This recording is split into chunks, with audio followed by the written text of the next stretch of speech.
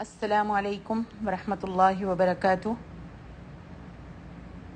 نحمده ونصلی علی رسولہ الکریم رب اشرح لی صدری ویسر لی امری واحلل عقدۃ من لسانی یفقهوا قولی رب زدنا علما یا رب فقہنا فی الدین یا رب فقہنا فی الکتاب والسنہ آمین یا رب العالمین۔ آج ہماری جو حدیث ہے وہ 40 نووی کی 5ویں حدیث ہے، لیکن آپ کے سبق کی 3ری حدیث ہوتی ہے۔ تو یہ حدیث جو ہے عمل کی قبولیت کا قاعدہ اور بدعت کی برائی بیان کرتی ہے۔ عن ام المؤمنین عبد اللہ عائشہ رضی اللہ عنہا قالت قال رسول اللہ صلی اللہ علیہ وسلم من احدث فی امرنا هذا ما ليس منه فهو رد، رواہ البخاری ومسلم، وفی روایت لمسلم من عمل عملا ليس علیہ امرنا فهو رد۔ ام المؤمنین حضرت عائشہ رضی اللہ عنہا سب مسلمانوں کی ماں ہیں۔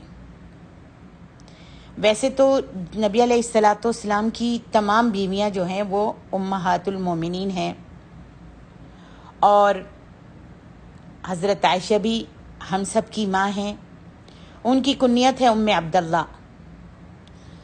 یہ عبداللہ ابن زبیر کی وجہ سے ان کی کنیت تھی، اور ان کی کوئی اولاد نہیں تھی، کوئی بیٹا نہیں تھا۔ سبحان اللہ۔ ذرا اندازہ لگائیں کہ نبی علیہ الصلاۃ والسلام کی محبوبہ، آپ کی بہت ہی چہیتی بیوی، جن سے آپ بہت زیادہ پیار کرتے تھے، اور اللہ سبحانہ و تعالیٰ نے ان کو پسند کر کے آسمانوں سے پسند کیا تھا، اور نبی علیہ الصلاۃ والسلام کو حکم دیا تھا کہ آپ عائشہ سے شادی کریں۔ اللہ اکبر، کتنی عظیم بات ہے عزیز طالبات۔ اور یہ حضرت عائشہ جو اتنی چہیتی تھی، اور اللہ تعالیٰ نے ان کو اپنے حبیب کے لیے چنا تھا، ان کی کوئی اولاد نہیں تھی۔ اللہ اکبر۔ اسی طرح زکریا علیہ الصلاۃ والسلام اور ابراہیم علیہ الصلاۃ والسلام کے گھر میں بھی سالوں سال اولاد نہیں ہوئی۔ سبحان اللہ۔ تو اللہ سبحانہ و تعالی نیک لوگوں کو بھی اولاد سے محروم رکھتا ہے۔ آج ہم دیکھتے ہیں ہمارے معاشرے میں جس عورت کے ہاں اولاد نہیں ہوتی، لوگ کتنی باتیں بناتے ہیں، لیکن یہ نہیں سوچتے کہ اللہ سبحانہ و تعالیٰ جس کو چاہے اولاد دے اور جس کو چاہے نہ دے۔ یہ ایک امتحان ہے۔ جن کو اللہ سبحانہ و تعالیٰ نے اولاد دی ہے ان کے لیے بھی امتحان ہے، اور جس کو نہیں دی ان کے لیے بھی امتحان ہے۔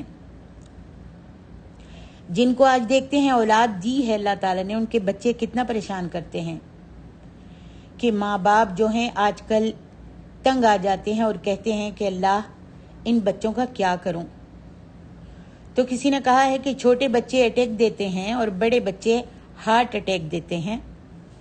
تو اولاد ملنا بھی آزمائش ہے، اور نہ ملنا بھی آزمائش ہے، اور دونوں طرح سے صبر کی ضرورت ہے۔ تو حضرت عائشہ رضی اللہ تعالی عنہا فرماتی ہیں قال رسول اللہ صلی اللہ علیہ وسلم من احدث فی امرنا هذا، جس نے ہمارے اس امر یعنی ہمارے اس دین میں کوئی ایسی نئی چیز نکالی، ما لیس منہ، جو اس میں سے نہیں ہے، فہو رد، تو وہ رد ہے۔ بعض روایت میں ہے ما لیس فیہ، جو اس میں نہیں ہے، فہو رد، تو وہ رد ہے۔ فیہ اور منہ دونوں طرح سے حدیث آتی ہے۔ مسلم کی روایت ہے من عمل عملا لیس علیہ امرنا فہو رد، جو کوئی ایسا عمل کرے جو ہم نے عمل کرنے کے لیے نہیں کہا فہو رد، تو عمل جو ہے وہ رد ہے۔ یہاں دونوں حدیثیں بدعت کے باب میں سے ہیں، دونوں کا معاملہ الگ الگ ہے۔ بدعت کے معاملے میں ایک وہ جو بدعت گھڑے اور اس پر عمل کرے، اور دوسرا وہ جس نے خود تو نہیں گھڑی بدعت، خود تو نہیں گھڑی، خود تو نہیں ایجاد کی، لیکن اس سے پہلے کسی نے گھڑی ہے، لیکن وہ اس پر عمل کرتا ہے۔ ان دونوں کا عمل جو ہے وہ مردود ہے، بدعتی کا بھی بدعتی کے پیچھے چلنے والے کا بھی، دونوں کا عمل مردود ہے۔ پہلی حدیث میں گھڑنے والے کا ذکر ہے جو ہمارے اس امر میں، امر سے مراد یہاں دین ہے، جو ہمارے اس دین میں کوئی ایسی بات نکالے۔ احدثہ کے معنی اس باب میں حدیث ہے، یعنی جدید ہے، جدید کے ہوتے ہیں، یعنی نیا، جو ہمارے اس دین میں کوئی نئی چیز نکالے جو اس میں سے نہیں ہے۔ منہوں میں علماء نے کہا جو اس میں سے مستنبت نہیں ہوتی، فی ہے جو اس میں موجود نہیں تھی، یعنی ایک ہوتا ہے بعینہ، دلیل کے طور پر موجود تھی، اس کے لیے نص روایت دلیل موجود ہے، ایسی دلیل نہیں تھی اس کے لیے، اور اپنی طرف سے نیا ہی کچھ نکال دیا اس میں، مثلا کوئی نئی نماز نکال دی، نیا روزہ نکال دیا، تو یہ رد ہو جائے گا، یاد رکھیے، تو یہ رد ہو جائے گا۔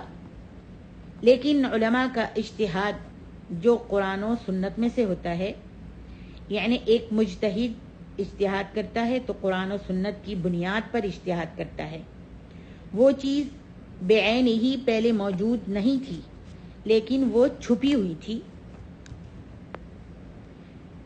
پہلے ہی موجود نہیں تھی لیکن وہ چھپی ہوئی تھی۔ علماء نے استنباط کر کے بتایا کہ دیکھو یہ مسئلہ ایسے ہے اور ایسے ہے۔ جیسے مثال کے طور پر ایک آدمی ہے، اس کا ہاتھ یا جسم کا کوئی حصہ سڑ گیا ہے، خراب ہو گیا ہے، اللہ ہم سب کو محفوظ رکھے، تو اب کیا اس کے ہاتھ کو کاٹا جائے گا یا نہیں، یا اس سڑے ہوئے حصے کو، جگہ کو کاٹا جائے گا یا نہیں؟ ایک حدیث میں آتا ہے المسلم من سلم المسلمون بلسانہ ویدہ۔ تو اب جس کا ہاتھ یا جسم کا کچھ حصہ سڑ گیا ہے تو وہ ڈاکٹر کے پاس جاتا ہے، اور ڈاکٹر یہ حدیث پیش کرتا ہے کہ المسلم من سلم المسلمون بلسانہ ویدہ، کہ بھائی میں تو مسلمان ہوں، اور مسلمان وہ ہے جس سے دوسرے مسلمان جو ہیں محفوظ رہیں، میں تو مسلمان کو تکلیف نہیں دے سکتا، ہاتھ تو میں نہیں کاٹوں گا، ہاتھ تو چور کا کاٹا جاتا ہے اور اس کا ہاتھ میں نہیں کاٹوں گا۔ تو اگر آپ کہتے ہیں کہ یہ جسم کا حصہ سڑ گیا ہے یا ہاتھ سڑ گیا ہے تو اس کو کاٹنا ضروری ہے، تو دلیل لے کے آئیے۔ اب بظاہر صریح روایت ایسی آپ کو قرآن و سنت میں نہیں ملے گی، لیکن سبحان اللہ آپ دیکھیں علماء نے استنباط کیا ہے حضرت خضر علیہ السلام کے واقعے سے، استنباط کیا علماء نے کہ خضر کے واقعے میں اس کی دلیل موجود ہے کہ کل کی حفاظت کے لیے جز کو خراب کیا جا سکتا ہے۔ مثلا جس کشتی میں موسیٰ علیہ السلام اور خضر سوار ہوئے، خضر علیہ السلام نے کشتی میں سوراخ کر دیا، جس کشتی میں سوار ہوئے اس میں سوراخ کر دیا، اس میں عیب ڈال دیا، تو موسیٰ علیہ السلام نے کہا یہ آپ کیا کر رہے ہیں؟ جس بندے نے، جس آدمی نے ہمارے ساتھ بھلائی کی، ہمارا ساتھ دیا، ہم کو راستہ دکھا رہا ہے، آپ اسی کا نقصان کر رہے ہیں۔ بعد میں جب بہت دور چلے گئے تو خضر نے بتایا کہ یعنی اس پار، یعنی دور جا کر ایک بادشاہ رہتا ہے جو کشتیاں جو ہے ہڑپ کر لیتا ہے، چھین لیتا ہے۔ کون سی کشتیاں چھینتا ہے؟ جن میں عیب نہیں ہوتا، جو اچھی ہوتی ہیں، جن میں عیب نہیں ہوتا، وہ کشتیاں جو ہے وہ چھین لیتا ہے لوگوں سے۔ تو میں نے اس کشتی میں عیب ڈال دیا تاکہ اس کشتی کو وہ نہ لے اور یہ آدمی اپنی روزی جو ہے کماتا رہے۔ تو اس کشتی کو بچانے کے لیے، کل کو بچانے کے لیے جز کو خراب کر دیا۔ اب یہ دور سے استنباط کس نے کیا؟ اہل علم نے کیا ہے، علماء نے اس کو بطور دلیل بیان کیا ہے۔ اسی طرح علماء نے استنباط کیا ہے کہ اگر آدمی کا کوئی جسم کا حصہ سڑ رہا ہے، اگر اس کو نہ کاٹا گیا تو پورا جسم سڑ جائے گا، اس لیے کل کو یعنی سارے جسم کو بچانے کے لیے اس خراب سڑے ہوئے حصے کو کاٹ دیا جائے تاکہ پورا جسم جو ہے سلامت رہے۔ اب یہ کہاں سے لیا گیا، کہاں سے نکلا؟ یہ صراحتاً نہیں تھا، صاف صاف قرآن و سنت میں نہیں تھا، لیکن یہ قرآن و سنت سے ہی نکلا۔ اب یہ ما لیس منہ میں نہیں آئے گا، یہ منہ ہے، اسی سے نکالا گیا ہے۔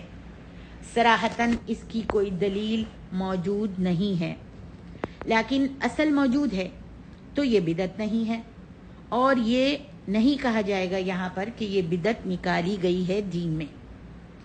ایسے ہی عزیز طالبات، بہت ساری چیزیں دین میں موجود ہیں جس کی اصل دین میں موجود ہے۔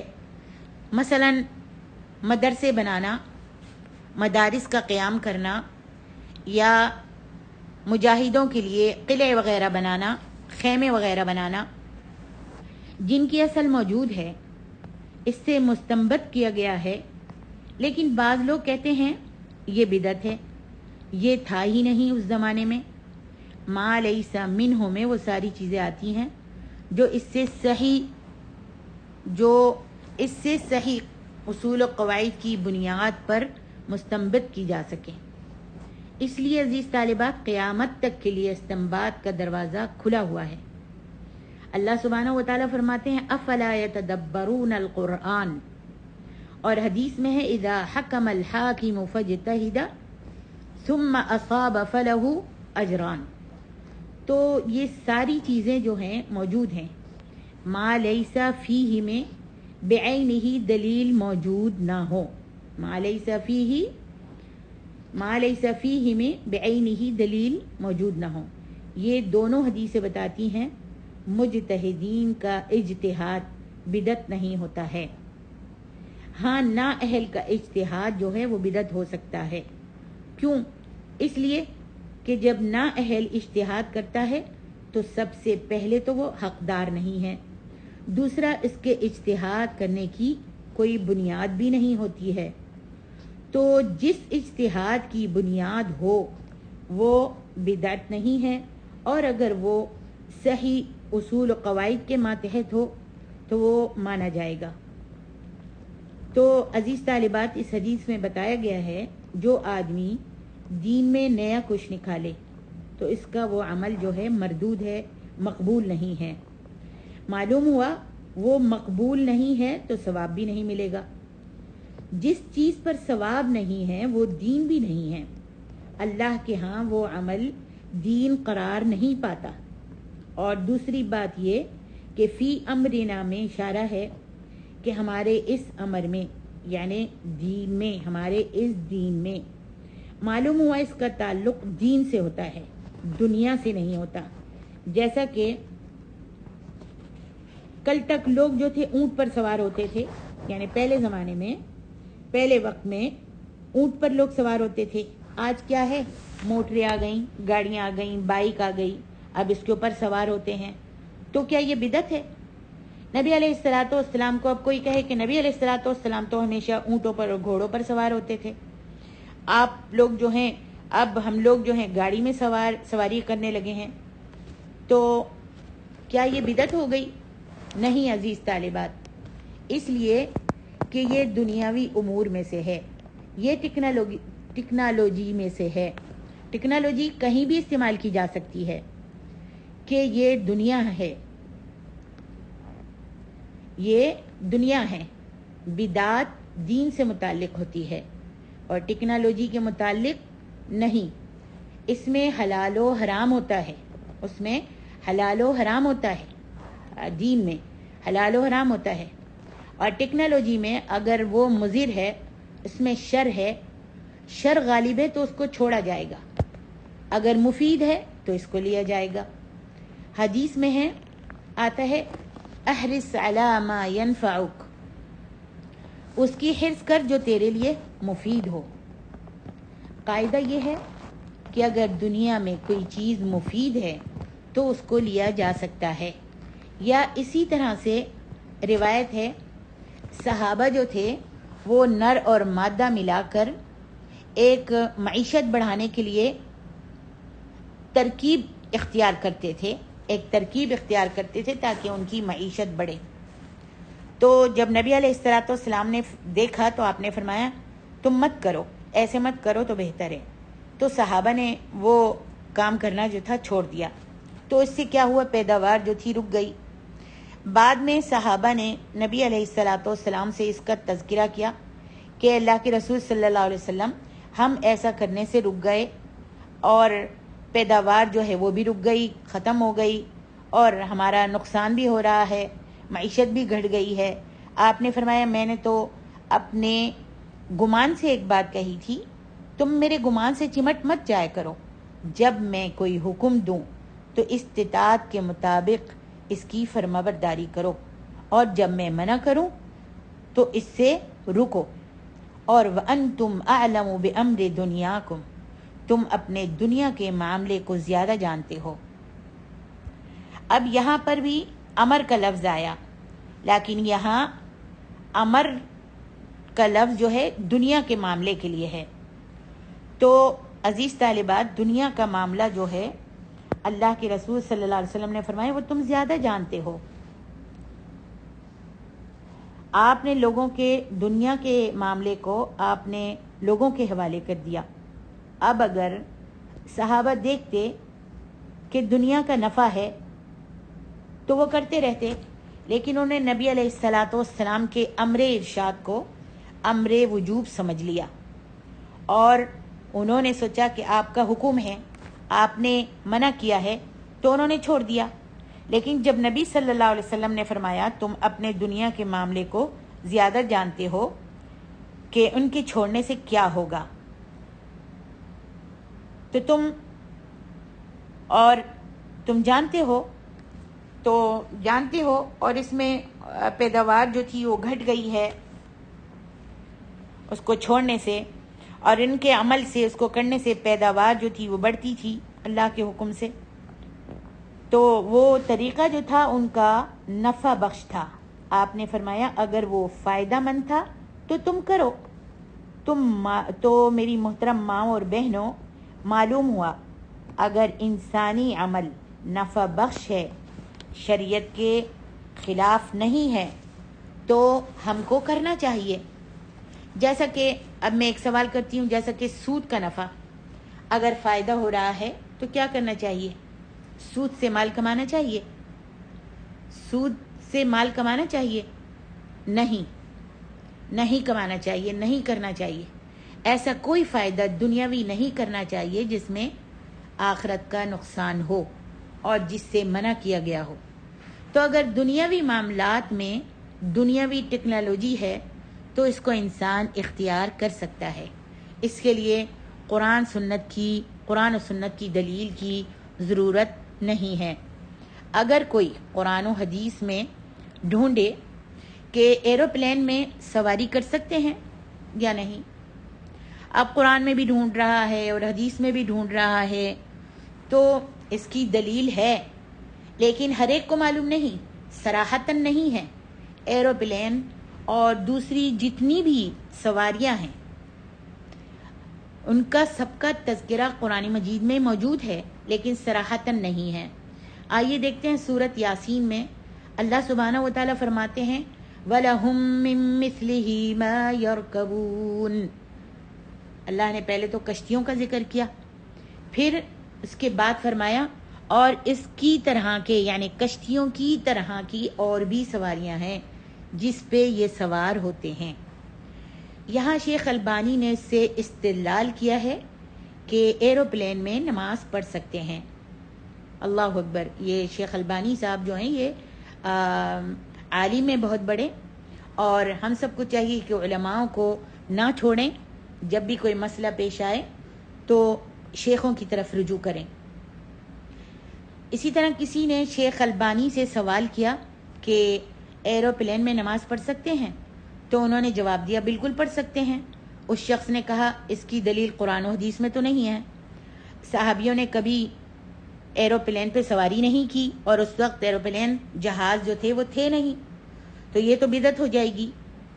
تو شیخ البانی نے فرمایا دیکھو، صحابہ نے جب نبی علیہ الصلاۃ والسلام سے پوچھا تھا کہ کشتی میں کھڑے ہو کر نماز پڑھ سکتے ہیں، نماز پڑھیں تو غرق ہونے کا ڈر ہوتا ہے، کشتی میں کھڑے ہو کر نماز پڑھیں تو غرق ہونے کا، ڈوبنے کا ڈر ہوتا ہے۔ آپ نے فرمایا تو پھر بیٹھ کر پڑھ لو۔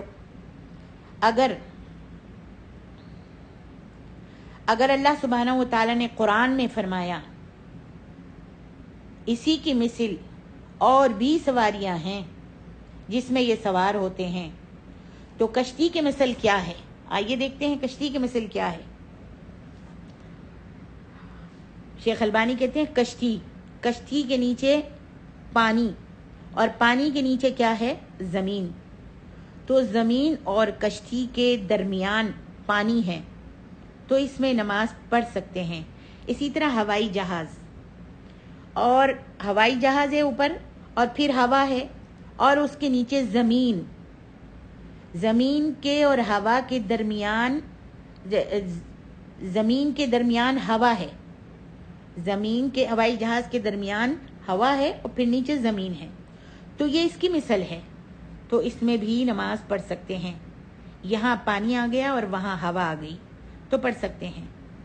تو یہ اس کے مثل ہے جس کو اللہ سبحانہ و تعالیٰ نے یہاں ذکر فرمایا ہے۔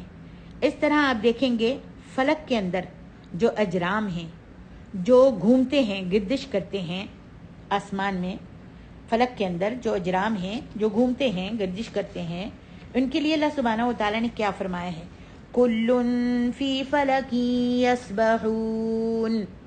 سبح بتائیے کس کو کہتے ہیں؟ تیرنے کو کہتے ہیں۔ سبح تیرنے کو کہتے ہیں۔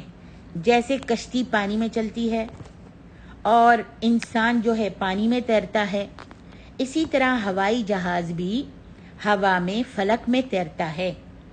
یہ بھی مشابہت ہے، تو یہ چھپا ہوا ہے، ہر آدمی کو نہیں معلوم، لیکن اگر اہل علم کی طرف آدمی رجوع کرے تو وہ بتا دیتے ہیں کہ یہ مسئلہ ایسے ہے اور ایسے ہے۔ تو کچھ چیزیں کھلی ہیں، ما لیس منہ، تو یہ ما لیس منہ نہیں ہے، یہ اسی میں سے ہے، فہو منہ، قرآن و سنت میں سے مستنبط ہے۔ ایسی کئی دلیلیں آپ کو ملیں گی قرآن و سنت میں۔ اللہ اکبر! کتنی برکت ہے، قیامت تک کے مسائل اس میں موجود ہیں، لیکن آدمی اس کو نہیں دیکھ پاتا۔ کسی کو آنکھ سے دکھتا ہے، کسی کو چشمے سے دکھتا ہے، اور کسی کو تو چشمے سے بھی نہیں دکھتا۔ تو اسی طرح سب کو ہر چیز سمجھ میں نہیں آتی، سمجھانے سے سمجھ میں آتی ہے۔ تو عزیز طالبات، یہ حدیث ہے بدعت کے رد میں۔ بدعات حرام ہے، ممنوع ہے، کس لیے کہ بدعت مقبول نہیں ہے، مردود ہے۔ دنیاوی معاملات میں بدعت نہیں ہوتی، دین میں بدعت ہوتی ہے۔ اگر دنیاوی معاملات میں ٹیکنالوجی ہے، اس کو آدمی استعمال کر سکتا ہے، بشرط یہ کہ ٹیکنالوجی حرام نہ ہو اور مضر نہ ہو، لوگوں کو نقصان پہنچانے والی نہ ہو۔ علماء نے بدعت کے بارے میں کچھ قواعد بتائے ہیں، آئیے ان کو دیکھتے ہیں۔ شیخ عثیمین نے بھی اپنی کتاب میں لکھا ہے 7 چیزیں ذکر کی ہیں۔ شیخ عثیمین نے اپنی کتاب میں 7 قواعد، 7 چیزیں ذکر کی ہیں کہ بدعات کن چیزوں میں ہوتی ہے۔ نمبر 1، زمان اور مکان۔ عدد اور جنس، ترتیب اور کیفیت، فضیلت و سبب۔ آئیے دیکھتے ہیں زمان کیا ہے۔ زمان وقت ہے۔ تو وقت اپنی طرف سے کسی عمل کے لیے مقرر کرنا، کوئی وقت کسی عمل کرنے کے لیے مقرر کرنا جس کا وقت شریعت نے مقرر نہیں کیا ہے، اس کو بدعت کہتے ہیں۔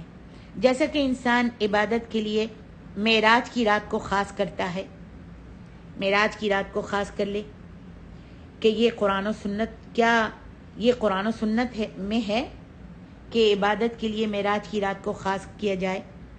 آج جو معراج کی رات میں نمازیں پڑھتے ہیں اور بھی کیا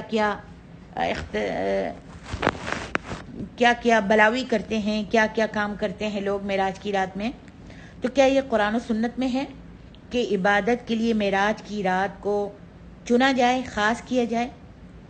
کہیں پہ بھی حدیث میں اور یا قرآن میں نہیں نظر آتا، لیکن یہ اپنی طرف سے اس رات کو لوگوں نے خاص کر لیا ہے، طے کر لیا۔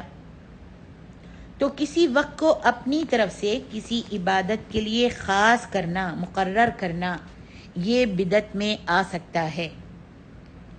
دوسرا جو ہے قاعدہ مکان، اپنی طرف سے ایسی جگہ کو مقرر کرنا جسے شریعت نے طے نہیں کیا ہے، قرآن و سنت نے وہ جگہ طے نہیں کی۔ مثلاً طواف کے لیے کون سی جگہ ہے، کہاں کیا جاتا ہے طواف؟ بیت اللہ میں، کعبے کے گرد۔ اگر کوئی قبر کا طواف کرتا ہے، کیا یہ دین میں داخل ہے؟ کیا یہ دین میں ہے؟ کوئی حدیث ہے کہ قبر کا طواف کیا جائے؟ اس واسطے قبر کا طواف کرنا بدعت ہے، بلکہ کفر تک بھی جا سکتا ہے اور انسان مشرک بھی ہو سکتا ہے۔ طواف کے لیے اللہ سبحانہ و تعالی نے جگہ مقرر کی، اور وہ جگہ جو ہے حرم ہے، حرم شریف ہے، قبر نہیں ہے، لیکن انہوں نے مکان بدل کر قبر کو مکان بنا لیا، اور مکان کو جو اللہ نے مقرر کیا تھا اس کو بدل کر دوسرا مکان، دوسری جگہ بنا کر وہاں پر طواف کرنے لگے۔ تیسرے نمبر پہ عدد، اپنی طرف سے عدد طے کرنا جس کا شریعت نے عدد طے نہیں کیا ہو۔ جیسے کہ کہتے ہیں کہ 1000 مرتبہ آیت کریمہ کا ورد کریں، آیت کریمہ پڑھیں، لا الہ الا انت سبحانک انی کنت من الظالمین، اور کہتے ہیں یہ وظیفہ جو ہے آیت کریمہ کا یہ بہت گرم ہے، اس کو ٹھنڈا کرنے کے لیے اول و آخر 11 مرتبہ درود و شریف پڑھیں، اس سے یہ ٹھنڈا ہو جاتا ہے۔ اللہ اکبر۔ کہتے ہیں یہ آیت کریمہ بہت جلالی ہے اور درود جو ہے وہ جمالی ہے، تو درود آگے پیچھے 11 بار ہی ہونا چاہیے، 11 مرتبہ ہی پڑھنا چاہیے۔ 11 کوكباً، پتہ نہیں کہاں سے لے کر آ گئے، کس نے بتایا، کون سے صحابی نے پڑھا یا پڑھنے کو کہا، کہاں سے انہوں نے سیکھا، دین میں کہاں سے لے کر آئے؟ عزیز طالبات، یہ بدعت ہے، اپنی طرف سے عدد مقرر نہیں کر سکتے۔ ایسے ہی کہتے ہیں 15 شعبان کی رات کو اتنی مرتبہ، یعنی 100 مرتبہ قل ہر رکعت میں پڑھیں، تو یہ بدعت ہے، اس لیے کہ اس کی کوئی دلیل نہیں ہے۔ ایسے ہی لوگ 6 رکعت پڑھتے ہیں، 2 رکعت جان میں برکت کے لیے، 2 رکعت جو ہے وہ جانماز کے لیے، مصلی کے لیے، اور 2 جو ہیں مصیبت سے نجات کے لیے۔ تو اس طرح سے عدد طے کرنا اور وہ بھی اپنی طرف سے بلا دلیل بدعت ہے۔ اسی طرح سے جنس، نمبر 4 جنس، شریعت میں جو چیز طے ہوئی ہے اس کو بدل کر دوسری طرح سے اس کو لانا، اپنی طرف سے اس کو طے کرنا۔ جیسے بہت سارے لوگ حج کرنے کے لیے جاتے ہیں، جب رمی جمرات پہ جاتے ہیں کنکریاں مارنے والی جگہ میں، تو وہاں پر کنکریوں کے بجائے وہ جوتی اور چپل اٹھا کر مارتے ہیں اور چیختے اور چنگاڑتے ہیں، گالی گلوچ کرتے ہیں، جوتیاں مارتے ہیں اور گالیاں دیتے ہیں، بری بری باتیں کہتے ہیں کہ آج اس شیطان کو تو ختم کر کے ہی جائیں گے، اس نے ہمیں کہیں کا نہیں چھوڑا، यहाँ आकर जो चाहते हैं करते हैं, मनमानी करते हैं। कहाँ पर? मक्के की ज़मीन में आकर, रमी जमरात की जगह में आकर अपनी मनमानी करते हैं, पूरी लानत का हक अदा करते हैं। फिर वहाँ से जब अपने मुल्क वापस आते हैं तो फिर उसी शैतान को जिगरी दोस्त बना लेते हैं और उसकी मर्जी के मुताबिक ज़िंदगी गुजारते हैं। तो कंकरी के बजाय कुछ और फेंकना बिदत है और ये दीन पर अमल करना भी नहीं है। मतलब ये है कि उसने जिन्स बदल दी। इसी तरह और बहुत सारी मिसालें हो सकती हैं, जैसा कि अल्लाह ताला ने कुर्बानी वगैरह करने के लिए कहा है कि कुर्बानी जो है वो बकरा है या गाय है या ऊँट है, इसकी कुर्बानी करनी है बकरा ईद पे। तो लेकिन कोई आदमी नियत कर लेता है कि मैं मुर्गी ज़िबा करूँगा या कोई हलाल जानवर ज़िबा करूँगा, जैसे हिरन को ज़िबा करूँगा, या आजकल मुर्गियाँ जो हैं वो सस्ती हो गई हैं तो मैं बहुत सारी ज़िबा करूँगा। जिन्स बदल दी, जो अल्लाह ताला ने मुकर्रर की है वो बदल कर दूसरे हलाल जानवर ज़िबा किए। इसी तरह अकीक़े में देखिए, जब कोई अकीक़ा करता है तो मुर्गी की बिरयानी बनाकर खूब खिला रहा है लोगों को। तो क्या हम सबको मालूम नहीं है कि अल्लाह के रसूल सल्लल्लाहु अलैहि वसल्लम का क्या इरशाद है, अकीक़े में क्या ज़िबा करना चाहिए? अल्लाह के रसूल सल्लल्लाहु अलैहि वसल्लम फरमाते हैं, अनिल गुलामी शातान व अनिल जारियति शात, लड़के की तरफ से 2 बकरे और लड़की की तरफ से 1 बकरा या बकरी, कोई भी हो, बकरा हो या बकरी हो, कोई मसला नहीं। लेकिन मुर्गी कर रहा है, क्या इसकी कोई दलील है? अब क्या हुआ, उसने जिन्स बदल दी। इसी तरह से तरतीब बदलना, जिस चीज़ की दीन में कोई तरतीब है उसको बदलना। जैसे अल्लाह के रसूल सल्लल्लाहु अलैहि वसल्लम ने फरमाया, जब अजान हो तो अजान का जवाब दो और अजान जब ख़त्म हो जाए तो सुम्मा सल्लु अलैहि, फिर दुरूद शरीफ पढ़ो और फिर अजान की दुआ पढ़ो। लेकिन इसको भी लोगों ने बदल दिया। पहले अजान देने से पहले दुरूद पढ़ते हैं, फिर अस्सलातु वस्सलामु अलैका या रसूलुल्लाह पढ़ते हैं, फिर अजान देते हैं। तरतीब थी अजान के बाद दुरूद पढ़ना, उन्होंने बदल दिया। पहले दुरूद पढ़ा, फिर अस्सलातु वस्सलामु अलैका या रसूलुल्लाह पढ़ा, फिर अजान दी। इसी तरह से अजीज़ तालिबात, कैफियत है, जैसे दीन में कैफियत है या कैफियत नहीं है, अपनी तरफ से उसको मुकर्रर करना। जैसे सूफियों ने एक ज़िक्र शुरू किया हुआ है जिसको वो अशगाल कहते हैं, और उस ज़िक्र करने का तरीक़ा कैसे है कि पहले ज़मीन पर पायथी मार कर बैठ जाओ, यानी दोनों पैर जो हैं मोड़ कर फैलाकर आलती पालती मार के बैठ जाओ। फिर दाहिने हाथ से बाएं पैर का अंगूठा पकड़ो और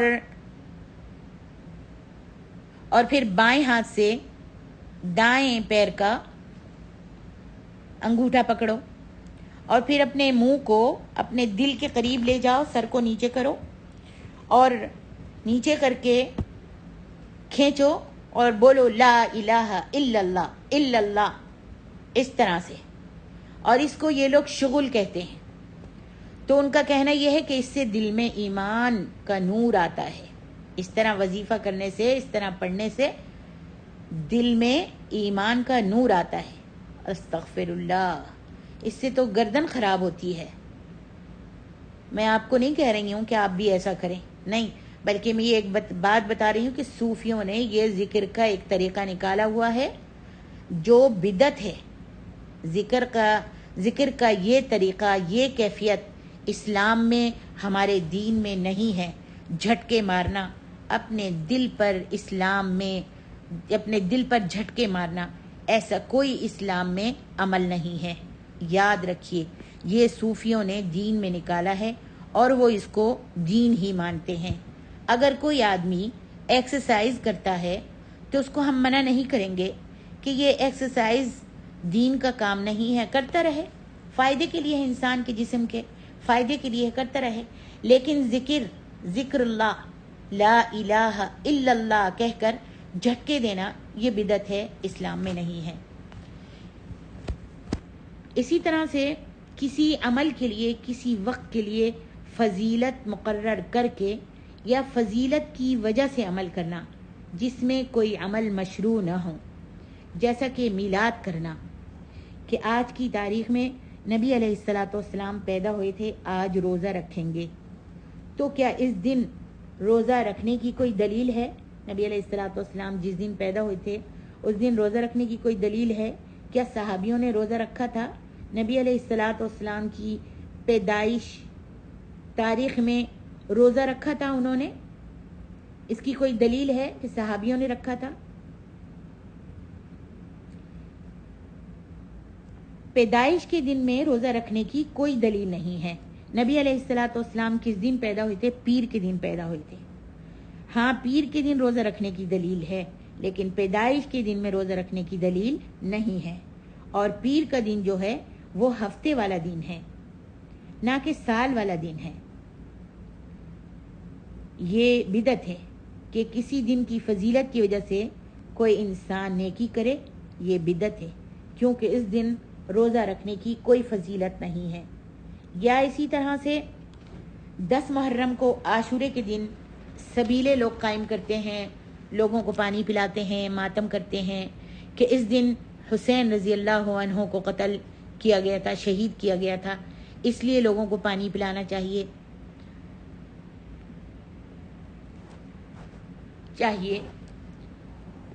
तो चाहे वो नेकी का फजीलत वाला दिन हो या इस दिन में कोई बड़ा वाक़या हुआ हो, इस तरह से लोग कहते हैं कि इस दिन में कोई चाहे बड़ा वाक़या पेश आया हो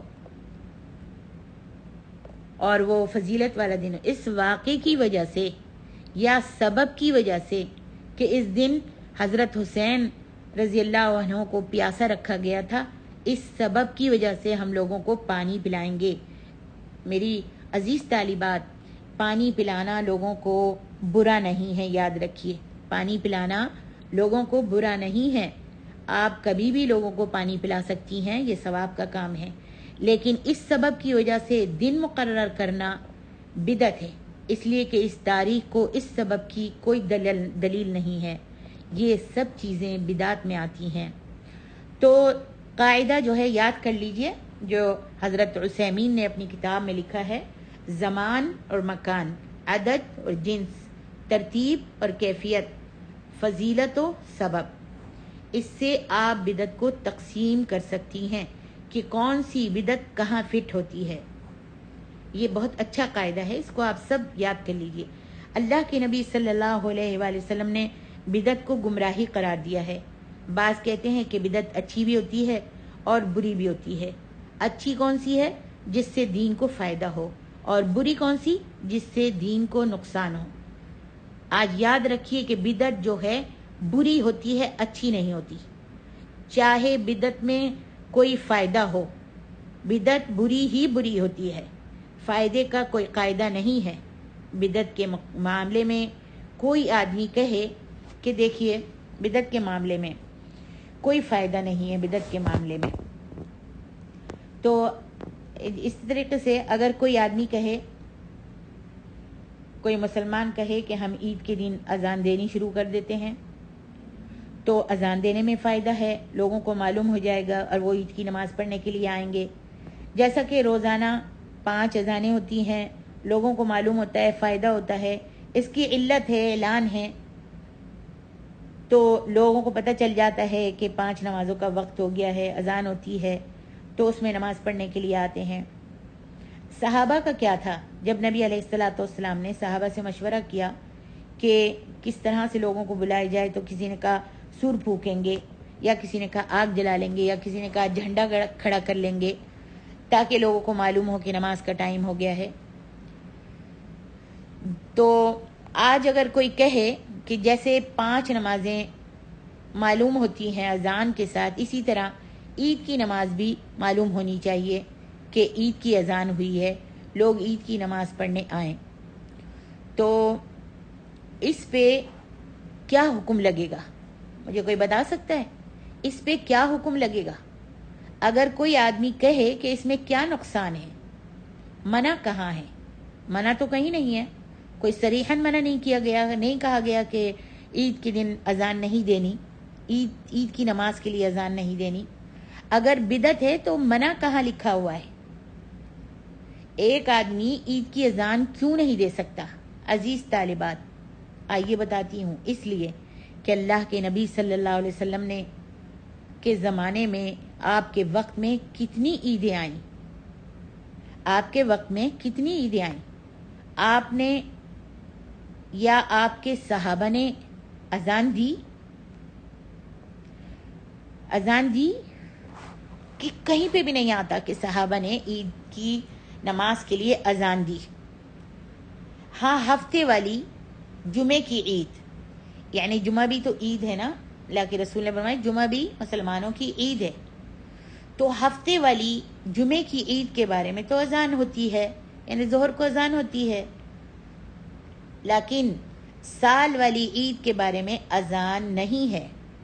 جس چیز کے بارے میں جو دلیل ہے، جو طرز عمل ہے، اسی کو اپنانا ہے، وہی کرنا ہے، چاہے اس میں فائدہ ہو۔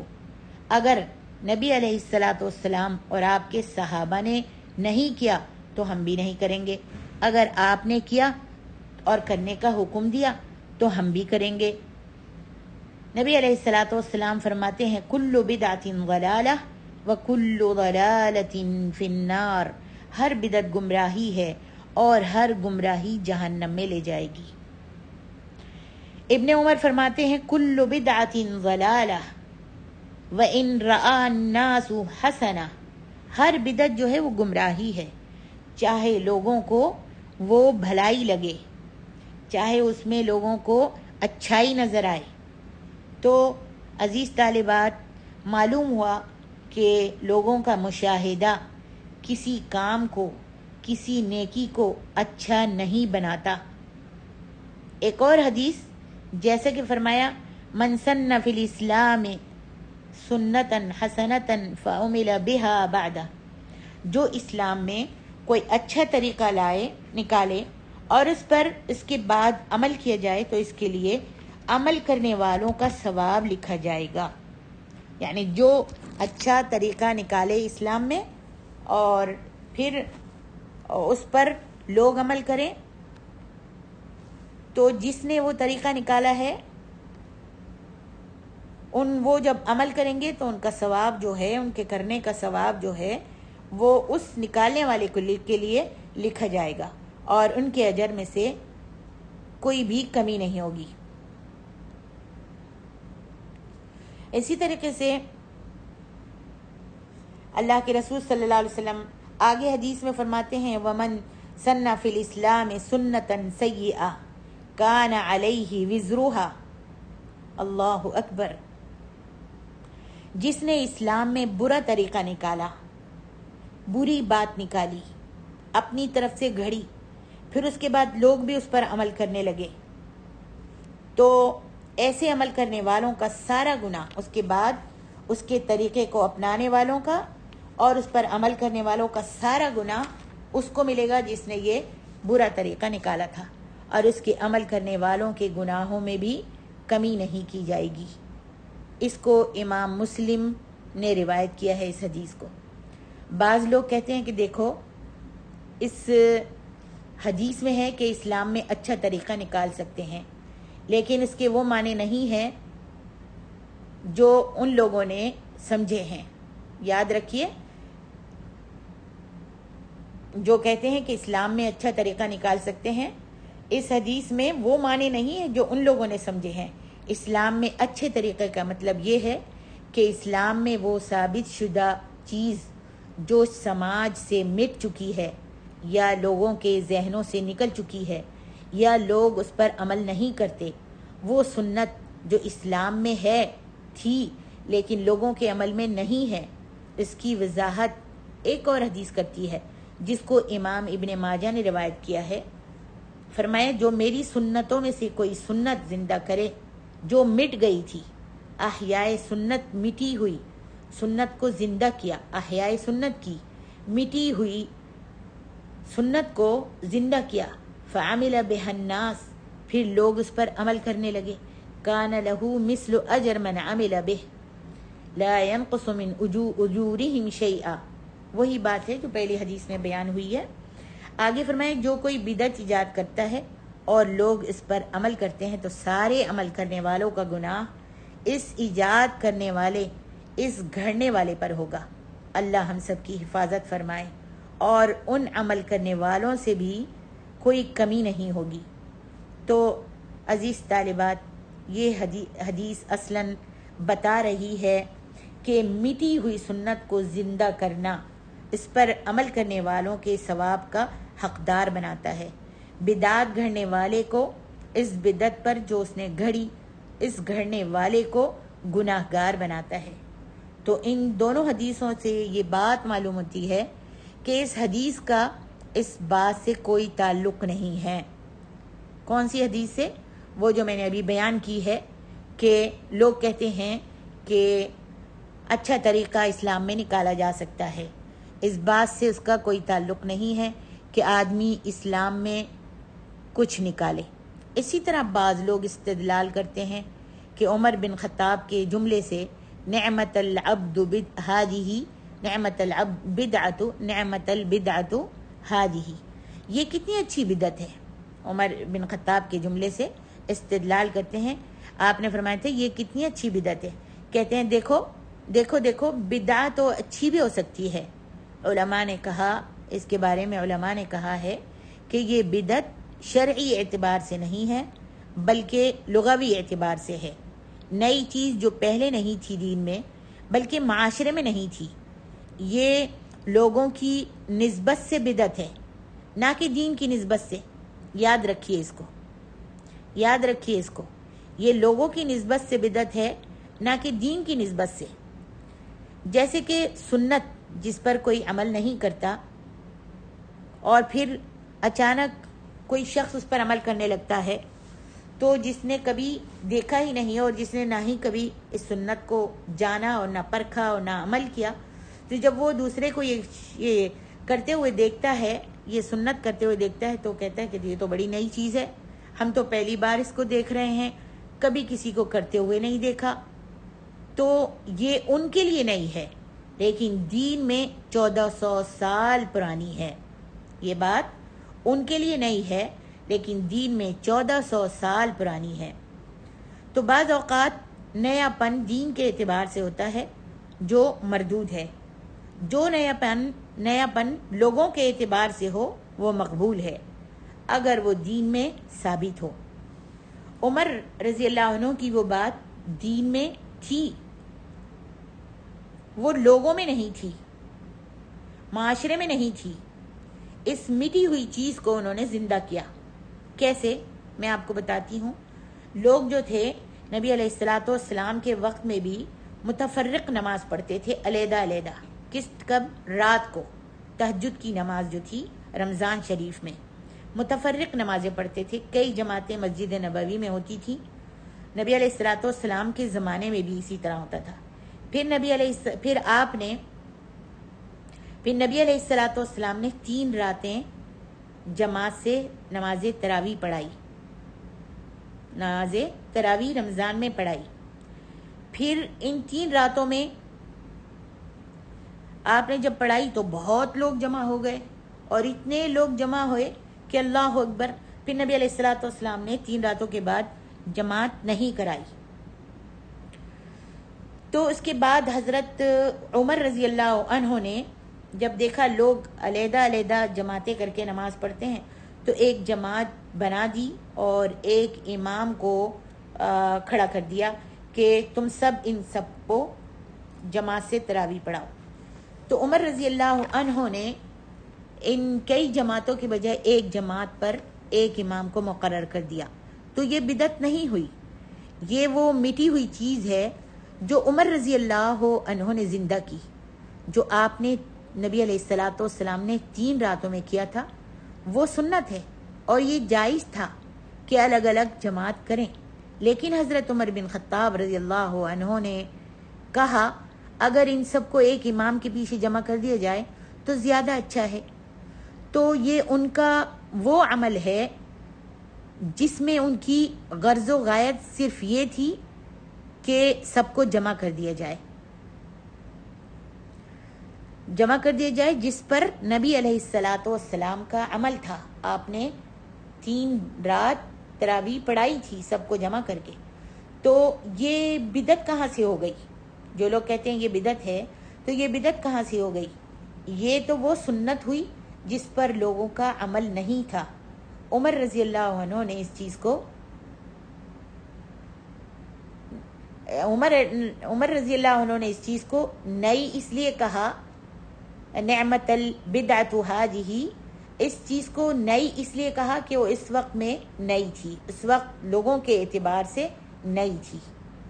مزید اس میں ایک نیا پہلو تھا، ایک اور نیا پہلو تھا جو ان کا اجتہاد بھی تھا اور خود تقاضا تھا ان حدیثوں کا، جس میں اللہ کے رسول صلی اللہ علیہ وسلم نے فرمایا من قام رمضان ایمانا و احتسابا غفر له ما تقدم من ذنبه، کہ جو پورا رمضان قیام اللیل کرے، پورا رمضان یعنی ساری راتوں میں تہجد کی نماز پڑھے، یعنی قیام اللیل تراویح پڑھے، تو اس کے پچھلے سارے گناہ معاف ہو جاتے ہیں۔ تو اس میں ترغیب ہے پورے رمضان کی، لیکن نبی علیہ السلام نے صرف 3 راتیں نماز پڑھائی تھی، 4تھی رات کیوں نہیں پڑھائی؟ آپ نے فرمایا خشیت ان یکتب علیکم صلاۃ اللیل، اللہ اکبر، کہ مجھے ڈر ہے کہ تم پر رات کی نماز فرض نہ ہو جائے، اس لیے آپ نے چوتھی رات کو نماز نہیں پڑھائی۔ آپ نے فرمایا مجھے ڈر ہے کہ تم پر رات کی نماز فرض نہ ہو جائے، یعنی وتر، تہجد۔ تو آپ کا 3 راتوں کے بعد چھوڑنا ڈر کی وجہ سے تھا، فرض نہ ہو جائے اس کی وجہ سے تھا۔ بعد میں جب آپ کی وفات ہو گئی تو یہ ڈر ختم ہو گیا، آپ نے 3 رات پڑھانے کے بعد چھوڑ دیا۔ آپ کا چھوڑنا، نبی علیہ السلام کا چھوڑنا مشروعیت کی وجہ سے نہیں تھا، بلکہ مجبوری کی وجہ سے تھا۔ چھوڑنا اس لیے نہیں تھا کہ بس 3 رات ہی پڑھنی چاہیے اور 3 راتوں سے زیادہ نہیں پڑھنی چاہیے، یہ بات نہیں تھی۔ تو عمر رضی اللہ عنہ نے پورے مہینے میں ایک امام کے پیچھے تراویح مقرر کر دی۔ یہ چیز بری نہیں تھی، بلکہ اس حدیث کا تقاضا تھی جس میں قیام اللیل کی بات آئی ہے۔ یاد رکھیے یہ ان کا قول ہے، نعم البدعۃ ھذہ، یہ نہیں بتا رہا کہ نئی بدعتیں نکالو۔ آپ نے یہ عمل جو حدیث سے اور آپ کی سنت سے دیکھا تھا وہی کیا۔ اور ایسے ہی ایک اور دلیل بھی لوگ دیتے ہیں، مثال کے طور پر قرآن مجید میں مصحف میں حرکات تشکیل جو کی گئی، زیر اور زبر، فتحہ، ضمہ جو لگائے گئے ہیں، کہتے ہیں یہ بھی بدعت ہے، پہلے نہیں تھے۔ میری بچیوں، میری ماں اور بہنوں، یہ پہلے تھے، جی ہاں پہلے تھے، بس پڑھنے میں تھے، ہاں لکھنے میں نہیں تھے۔ جیسے انا اعطیناک الکوثر، انا پڑھتے تھے یا انا اعطینا پڑھتے تھے۔ تو جب انا پڑھتے تھے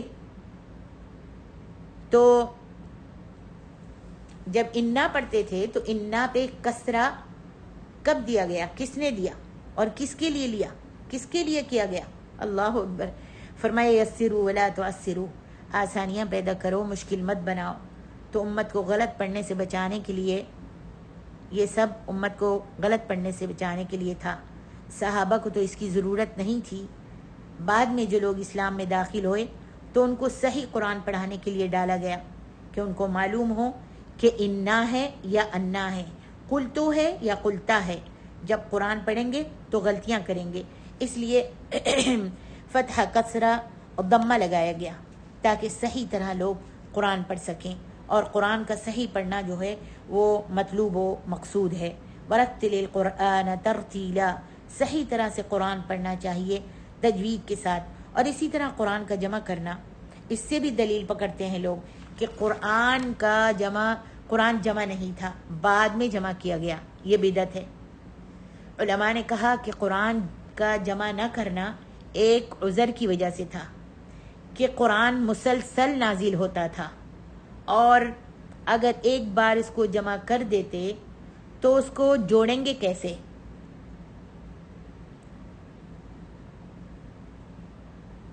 آپ نے لکھنے کا حکم دیا تھا، صحابہ قرآن کو لکھ لیتے تھے، قرآن کی آیات لکھتے تھے، تو آپ نے ایسا اس لیے نہیں کیا، قرآن کو جمع اس لیے نہیں کیا گیا کہ کچھ آیات یا کچھ صورتوں کے نازل ہونے یا کچھ آیتوں کے منسوخ ہونے کا احتمال تھا، اس واسطے جمع نہیں کیا گیا۔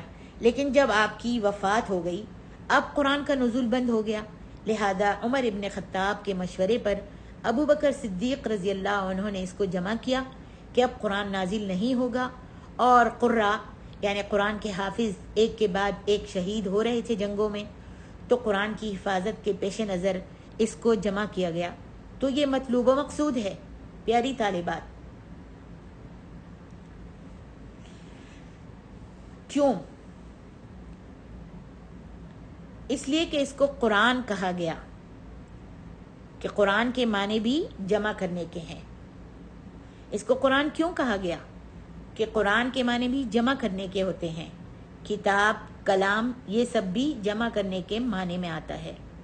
اس زمانے میں نہیں تھا، یہاں وہاں جیسے اللہ سبحانہ و تعالیٰ کی رہنمائی ہوتی تھی، رکھی جاتی تھی، آیتیں لکھی جاتی تھیں، بعد میں اس کی حفاظت ضروری ہو گئی، اس لیے الحاق کا امکان اب نہیں رہا، اس میں اپینڈ کرنے کا موقع اب ختم ہو گیا، جوڑنے کا راستہ اب ختم ہو گیا، لہذا باقاعدہ ایک مجلد بنا دیا گیا اور کہ اتنا قرآن ہے، ایک مصحف بنا دیا گیا کہ اتنا قرآن ہے، اس میں کچھ کم اور کچھ زیادہ نہیں کر سکتے۔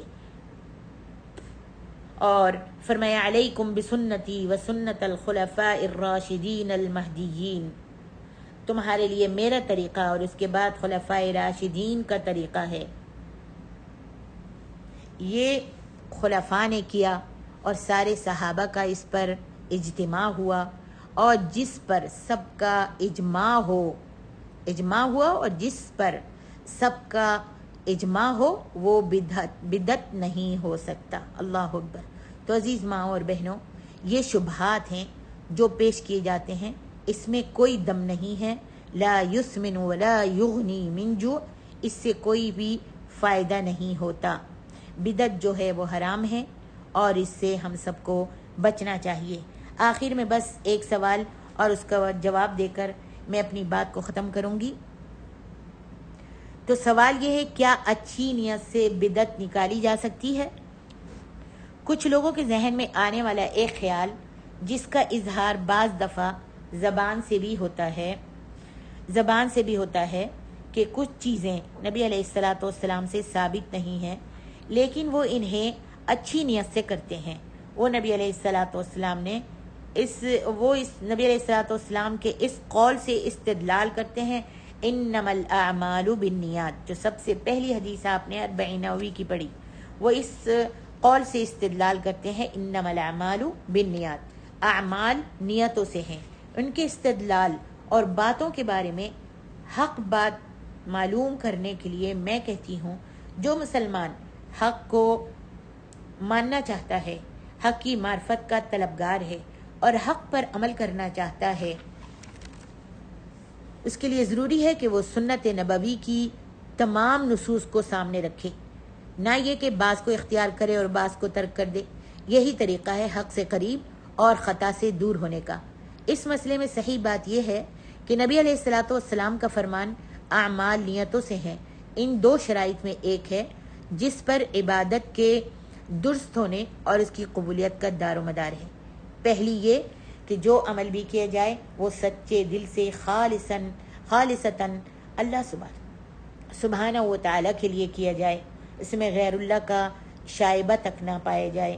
دوسری یہ کہ وہ عمل سنت کے مطابق ہو۔ اس کی دلیل یہ ہے جو آج آپ نے حدیث لی ہے، کون سی؟ من عمل عملا لیس علیہ امرنا فہو رد، صحیح مسلم میں یہ حدیث ہے۔ ان دو حدیثوں میں دین کے اصول اور فروع، ظاہر اور باطن، بلکہ پورا دین داخل ہے۔ کون سی دو حدیث ہیں؟ ایک تو یہ جو آج آپ کا سبق ہے، اور ایک پہلی حدیث جو آپ نے لی تھی، انما الاعمال بالنیات۔ یہ دونوں حدیثیں جو ہیں ان میں دین کے اصول و فروع ظاہر اور باطن بلکہ پورا دین داخل ہے۔ پہلی حدیث یعنی اعمال نیتوں سے ہیں، اعمال کے باطن کی اصلاح کرتی ہے، اور دوسری حدیث جو آج آپ نے لی ہے، جس نے کوئی بھی ایسا عمل کیا اعمال کی ظاہری صورت کے لیے میزان ہے، اللہ کے لیے اخلاص اور رسول کی متابعت پیروی ہر قول و عمل کے ظاہر و باطن کو جانچنے کا پیمانہ ہے۔ جس نے اعمال کو اللہ کے لیے خالص کیا اور نبی علیہ الصلاۃ والسلام کی اتباع کی تو اس کا عمل جو ہے مقبول ہے، اور ان میں سے جس نے کسی ایک کو چھوڑا تو اس کا عمل جو ہے مردود ہے، ناقابل قبول ہے۔ واللہ اعلم۔ میری محترم ماں اور عزیز بہنوں اور پیاری بچیوں، تو پھر دوبارہ کہوں گی کہ بدعت جو ہے وہ حرام ہے اور اس سے بچنا چاہیے۔ امید ہے کہ آپ کی سمجھ میں اچھی طرح بدعت کا مفہوم آ گیا ہوگا۔ اللہ سبحانہ و تعالیٰ کہنے سننے سے زیادہ عمل کرنے کی توفیق دے، اور ہم سب کو تمام مسلمانوں کو بدعت سے بچائے، سنت پر عمل کرنے کی توفیق عطا فرمائے۔ اقول قولی ھذا استغفر اللہ لی ولکم ولسائر المسلمین، والسلام علیکم ورحمۃ اللہ وبرکاتہ۔